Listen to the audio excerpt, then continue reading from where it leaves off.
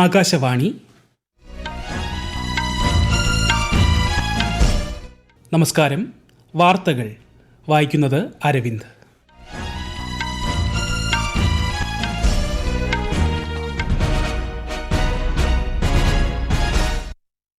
പ്രധാന വാർത്തകൾ. 78ാം സ്വാതന്ത്ര്യദിനാഘോഷ നിറവിൽ രാജ്യം. ന്യൂഡൽഹിയിലെ ചുവപ്പുകോട്ടയിൽ പ്രധാനമന്ത്രി നരേന്ദ്രമോദി ദേശീയ പതാക ഉയർത്തി രാഷ്ട്രത്തെ അഭിസംബോധന ചെയ്തു. രാജ്യശാക്തീകരണത്തിനുള്ള പരിഷ്കാരങ്ങൾ നടപ്പിലാക്കാൻ സർക്കാർ പ്രതിജ്ഞാബദ്ധമെന്ന് പ്രധാനമന്ത്രി നരേന്ദ്രമോദി.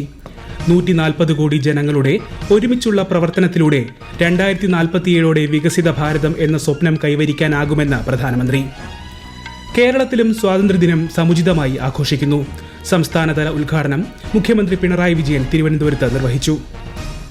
വയനാട് ഉരുൾപൊട്ടൽ ബാധിത പ്രദേശങ്ങളിൽ തിരച്ചിൽ തുടരുമെന്ന് മന്ത്രി കെ രാജൻ. ചാലിയാറിൽ മൺതിട്ടകൾ കേന്ദ്രീകരിച്ച് തിരച്ചിൽ നടത്തും. ഡെമോക്രാറ്റിക് റിപ്പബ്ലിക് ഓഫ് കോങ്കോയിൽ കുരങ്ങുപനി പടരുന്ന സാഹചര്യത്തിൽ ആരോഗ്യ അടിയന്തരാവസ്ഥ പ്രഖ്യാപിച്ച ലോകാരോഗ്യ സംഘടന. വാർത്തകൾ വിശദമായി. രാജ്യത്തെ 140 കോടി ജനങ്ങൾ ദൃഢനിശ്ചയത്തോടെ ഒറ്റക്കെട്ടായി പ്രവർത്തിച്ചാൽ എല്ലാ പ്രതിബന്ധങ്ങളെയും തരണം ചെയ്ത് 2047 വികസിത ഭാരതം എന്ന സ്വപ്നം കൈവരിക്കാൻ ആകുമെന്ന് പ്രധാനമന്ത്രി നരേന്ദ്രമോദി. സ്വാതന്ത്ര്യദിനാഘോഷങ്ങളുടെ ഭാഗമായി ന്യൂഡൽഹിയിലെ ചുവപ്പുകോട്ടയിൽ ദേശീയ പതാക ഉയർത്തി രാജ്യത്തെ അഭിസംബോധന ചെയ്യുകയായിരുന്നു അദ്ദേഹം. ചുവപ്പുകോട്ടയിൽ ഒരുക്കിയ ഗാർഡ് ഓഫ് ഓണർ പ്രധാനമന്ത്രി പരിശോധിച്ചു. രാഷ്ട്ര നിർമ്മാണത്തിനും സംരക്ഷണത്തിനുമായി സമർപ്പിക്കപ്പെട്ട വ്യക്തിത്വങ്ങളെ അഭിവാദ്യം ചെയ്യാനുള്ള അവസരമാണ് സ്വാതന്ത്ര്യദിനമെന്ന് പ്രധാനമന്ത്രി പറഞ്ഞു. അടുത്തിടെയുണ്ടായ പ്രകൃതി ദുരന്തങ്ങളിൽ ആശങ്ക രേഖപ്പെടുത്തിയ അദ്ദേഹം രാജ്യം ദുരിതബാധിതരോടൊപ്പമുണ്ടെന്നും വ്യക്തമാക്കി. രാജ്യത്തെ ശാക്തീകരിക്കാനുള്ള പരിഷ്കരണങ്ങൾ നടപ്പിലാക്കാൻ സർക്കാർ പ്രതിജ്ഞാബദ്ധമാണെന്ന് പ്രധാനമന്ത്രി പറഞ്ഞു. എല്ലാ മേഖലയിലും ആധുനികവൽക്കരണവും സാങ്കേതികവിദ്യ അവലംബവും ആവശ്യമാണ്. ബാങ്കിംഗ് മേഖലയിൽ നടത്തുന്ന പരിഷ്കാരങ്ങളുടെ ഫലമായി രാജ്യത്തെ ബാങ്കുകൾ ലോകത്തെ മുൻനിര പട്ടികയിലേക്ക് ഉയർന്നു. ഇന്ത്യയെ സുശക്തമാക്കുന്നതിൽ ബഹിരാകാശ മേഖല നിർണായകമാണ്. ഇത് മുന്നിൽ കണ്ട് ദീർഘവീക്ഷണത്തോടെയുള്ള ആസൂത്രണമാണ് സർക്കാർ നടത്തുന്നതെന്നും പ്രധാനമന്ത്രി പറഞ്ഞു. स्पेस सेक्टर एक फ्यूचर है, हमारे साथ जुड़ा हुआ एक महत्वपूर्ण पहलू है. हम उस पर भी बल दे रहे हैं. हमने स्पेस सेक्टर में बहुत रिफॉर्म किए हैं. जिन बंधनों में हमने स्पेस सेक्टर को बांध के रखा था उसे हमने खोल दिया है. आज सैकड़ों स्टार्टअप्स स्पेस के सेक्टर में आ रहे हैं. वाइब्रेंट बनता जाता हमारा स्पेस सेक्टर भारत को एक शक्तिशाली राष्ट्र बनाने का एक महत्वपूर्ण अंग है और हम इसको दूर की सोच के साथ मजबूती दे रहे हैं. കഴിഞ്ഞ 10 വർഷങ്ങൾക്കിടെ 10 കോടി സ്ത്രീകൾ വനിതാ സ്വയം സഹായ സംഘങ്ങളുടെ ഭാഗമായി സാമ്പത്തിക സ്വാതന്ത്ര്യം കൈവരിച്ചതായും പ്രധാനമന്ത്രി പറഞ്ഞു. അയൽ രാജ്യങ്ങൾ സമൃദ്ധിയുടെയും സമാധാനത്തിന്റെയും പാതയിലൂടെ സഞ്ചരിക്കണമെന്നാണ് ഇന്ത്യ ആഗ്രഹിക്കുന്നതെന്ന് പ്രധാനമന്ത്രി പറഞ്ഞു. ബംഗ്ലാദേശിലെ സ്ഥിതിഗതികളിൽ ഇന്ത്യയ്ക്ക് ആശങ്കയുണ്ടെന്ന് പറഞ്ഞ പ്രധാനമന്ത്രി എത്രയും വേഗം ബംഗ്ലാദേശ് സാധാരണ നിലയിലേക്ക് എത്തട്ടെ എന്ന് പ്രത്യാശിച്ചു. ഒരു രാഷ്ട്രം ഒരു തിരഞ്ഞെടുപ്പ് നടപ്പിലാക്കാൻ രാഷ്ട്രീയ പാർട്ടികൾ മുന്നോട്ട് വരണമെന്ന് പ്രധാനമന്ത്രി അഭ്യർത്ഥിച്ചു. മതേതരമായ സിവിൽ നിയമത്തിന്റെ ആവശ്യകതയും പ്രധാനമന്ത്രി ഊന്നി പറഞ്ഞു. പ്രതിരോധ മേഖലയിൽ രാജ്യം സ്വാശ്രയത്വം കൈവരിക്കുകയാണെന്നും പ്രതിരോധ ഉൽപാദന കേന്ദ്രമായി ഇന്ത്യ ഉയർന്നു വരികയാണെന്നും അദ്ദേഹം പറഞ്ഞു.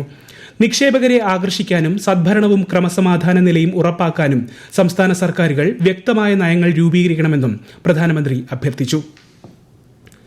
രാജ്യത്തിനകത്തു നിന്നും പുറത്തുനിന്നും നിരവധി വെല്ലുവിളികൾ നാം നേരിടുന്നുണ്ടെന്ന് പ്രധാനമന്ത്രി പറഞ്ഞു. രാഷ്ട്രം പുരോഗതി പ്രാപിക്കുന്നതിനൊപ്പം ഇത്തരം വെല്ലുവിളികളും വർദ്ധിക്കും. എന്നാൽ ഇന്ത്യയുടെ വളർച്ചയിൽ ലോകം ആശങ്കപ്പെടേണ്ടതില്ലെന്നും നമ്മുടെ വികസനം ആർക്കും ഭീഷണി ഉയർത്തുന്നതല്ലെന്നും പ്രധാനമന്ത്രി പറഞ്ഞു. चुनौतियां भीतर भी है, चुनौतियां बाहर भी है और जैसे जैसे हम ताकतवर बनेंगे, जैसे जैसे हमारा तवज्जो बढ़ेगा तो चुनौतियां भी बढ़ने वाली है. बाहर की चुनौतियां और बढ़ने वाली है. मैं ऐसी शक्तियों को कहना चाहता हूं, भारत का विकास किसी के लिए संकट लेकर के नहीं आता. हम विश्व में समृद्ध थे तब भी हमने कभी दुनिया को युद्ध में नहीं झोंका. हम बुद्ध का देश है, युद्ध हमारी राह नहीं है. विश्व चिंतित न हो भारत के आगे बढ़ने से. മെഡിക്കൽ വിദ്യാഭ്യാസ മേഖലയിൽ 75,000 സീറ്റുകൾ അടുത്ത 5 വർഷങ്ങളിൽ സൃഷ്ടിക്കും. യുവജനങ്ങളുടെ ആത്മവിശ്വാസം ഊട്ടിയുറപ്പിക്കുന്ന നിരവധി നടപടികൾ കഴിഞ്ഞ ഒരു ദശാബ്ദത്തിൽ സർക്കാർ സ്വീകരിച്ചു. പാരീസ് ഒളിമ്പിക്സിൽ പങ്കെടുത്ത കായിക താരങ്ങളെ പ്രധാനമന്ത്രി അനുമോദിച്ചു. 2036 ഒളിമ്പിക്സിന് ആതിഥ്യമരുളുക എന്ന സ്വപ്നം യാഥാർത്ഥ്യമാക്കാൻ തയ്യാറെടുപ്പുകൾ നടന്നുവരുന്നതായും പ്രധാനമന്ത്രി അറിയിച്ചു. സ്വാതന്ത്ര്യദിനത്തോടനുബന്ധിച്ച് ദേശീയ യുദ്ധസ്മാരകത്തിൽ രാഷ്ട്രപതി ദ്രൗപദി മുർമു പുഷ്പചക്രം സമർപ്പിച്ചു. ചടങ്ങിൽ രാജ്യരക്ഷാമന്ത്രി രാജ്നാഥ് സിംഗ്, കര, നാവിക, വ്യോമസേന മേധാവിമാരും പങ്കെടുത്തു. കേരളത്തിലും സ്വാതന്ത്ര്യദിനം സമുചിതമായി ആഘോഷിക്കുന്നു. ഗവർണർ ആരിഫ് മുഹമ്മദ് ഖാൻ രാജ്ഭവനിൽ ദേശീയ പതാക ഉയർത്തി. സ്വാതന്ത്ര്യദിനാഘോഷങ്ങളുടെ സംസ്ഥാനതല ഉദ്ഘാടനം മുഖ്യമന്ത്രി പിണറായി വിജയൻ തിരുവനന്തപുരം സെൻട്രൽ സ്റ്റേഡിയത്തിൽ ദേശീയ പതാക ഉയർത്തി നിർവഹിച്ചു. വിവിധ സേനാ വിഭാഗങ്ങളുടെ അഭിവാദ്യവും മുഖ്യമന്ത്രി സ്വീകരിച്ചു. വയനാട് ദുരന്തത്തിന്റെ പശ്ചാത്തലത്തിൽ ദുഃഖകരമായ അന്തരീക്ഷത്തിലാണ് ഈ വർഷത്തെ സ്വാതന്ത്ര്യദിനമെന്ന് മുഖ്യമന്ത്രി പറഞ്ഞു. സ്വാതന്ത്ര്യദിനം ലക്ഷദ്വീപിലെ എല്ലാ ദ്വീപുകളിലും വിപുലമായി ആഘോഷിച്ചു. കവരത്തി സ്കൂൾ സ്റ്റേഡിയത്തിൽ സംഘടിപ്പിച്ച പരിപാടിയിൽ അഡ്മിനിസ്ട്രേറ്ററുടെ ഉപദേഷ്ടാവ് സന്ദീപ് കുമാർ ദേശീയ പതാക ഉയർത്തി പരേഡിനെ അഭിവാദ്യം ചെയ്തു. UAE-യിലെ ഇന്ത്യൻ സമൂഹവും 78ാം സ്വാതന്ത്ര്യദിനം സമുചിതമായി ആഘോഷിച്ചു. അബുദാബിയിലെ ഇന്ത്യൻ എംബസി, ദുബായിലെ കോൺസുലേറ്റ് ജനറൽ കാര്യാലയങ്ങളിലും വിവിധ എമിറേറ്റുകളിലും ത്രിവർണ്ണ പതാക ഉയർത്തി. ഇന്ത്യൻ സ്ഥാനപതിമാർ, ഉന്നത ഉദ്യോഗസ്ഥർ തുടങ്ങിയവർ സംബന്ധിച്ചു. ഈ വാർത്തകൾ ആകാശവാണിയിൽ നിന്ന്. വയനാട് ഉരുൾപൊട്ടൽ ബാധിത പ്രദേശങ്ങളിൽ തിരച്ചിൽ തുടരുമെന്ന് മന്ത്രി കെ രാജൻ അറിയിച്ചു. ചാലിയാറിൽ മൺതിട്ടകൾ കേന്ദ്രീകരിച്ച് തിരച്ചിൽ നടത്തും. അധികൃതരെ അറിയിക്കാതെ ആരും തിരച്ചിലിനായി പോവരുതെന്നും റവന്യൂ മന്ത്രി അഭ്യർത്ഥിച്ചു. ഡെമോക്രാറ്റിക് റിപ്പബ്ലിക് ഓഫ് കോങ്കോയിൽ കുരങ്ങുപനി പടരുന്ന സാഹചര്യത്തിൽ ആരോഗ്യ അടിയന്തരാവസ്ഥ പ്രഖ്യാപിച്ച് ലോകാരോഗ്യ സംഘടന. രോഗവ്യാപനം തടയുന്നതിന് സംയുക്ത അന്താരാഷ്ട്ര പ്രതികരണം അനിവാര്യമാണെന്ന് WHO director general Tedros Adhanom Ghebreyesus പറഞ്ഞു. അടിയന്തരമായി $1.5 ദശലക്ഷം അനുവദിച്ചിട്ടുണ്ടെന്നും വരും ദിവസങ്ങളിൽ ഇതിനായി കൂടുതൽ തുക നീക്കിവെക്കുമെന്നും അദ്ദേഹം പറഞ്ഞു. പശ്ചിമബംഗാളിൽ വനിതാ ഡോക്ടറെ ബലാത്സംഗം ചെയ്ത് കൊലപ്പെടുത്തിയ സംഭവത്തിൽ പ്രതിഷേധ സമരം നടത്തിയവർക്ക് നേരെ ആക്രമണം. പ്രതിഷേധിച്ച ആരോഗ്യ പ്രവർത്തകരെ ഒരു സംഘം ആളുകൾ മർദ്ദിക്കുകയായിരുന്നു. RG കർ മെഡിക്കൽ കോളേജിന് നേരെയും ഇവർ ആക്രമണം നടത്തി. സംഭവത്തിൽ നിരവധി പോലീസ് ഉദ്യോഗസ്ഥർക്കും പരിക്കേറ്റു. നിരവധി പേരെ പോലീസ് അറസ്റ്റ് ചെയ്തു.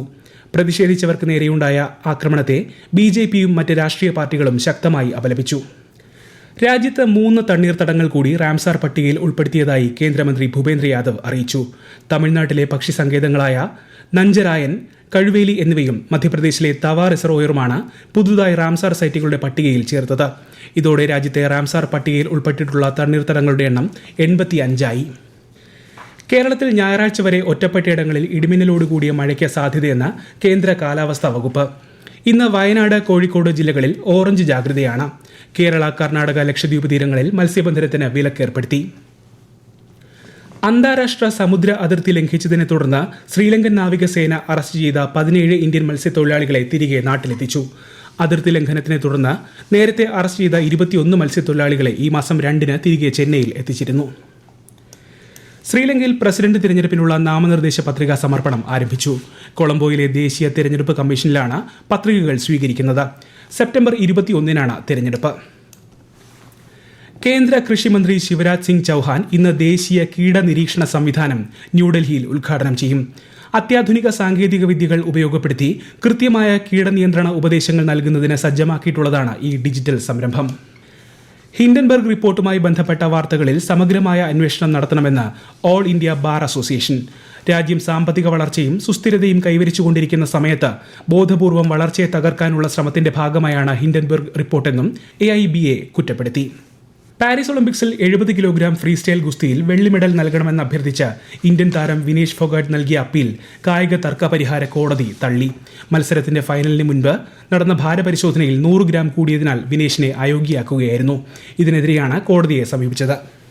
പ്രധാന വാർത്തകൾ വീണ്ടും. 78ാം സ്വാതന്ത്ര്യദിനാഘോഷ നിറവിൽ രാജ്യം. ന്യൂഡൽഹിയിലെ ചുവപ്പുകോട്ടയിൽ പ്രധാനമന്ത്രി നരേന്ദ്രമോദി ദേശീയ പതാക ഉയർത്തി രാഷ്ട്രത്തെ അഭിസംബോധന ചെയ്തു.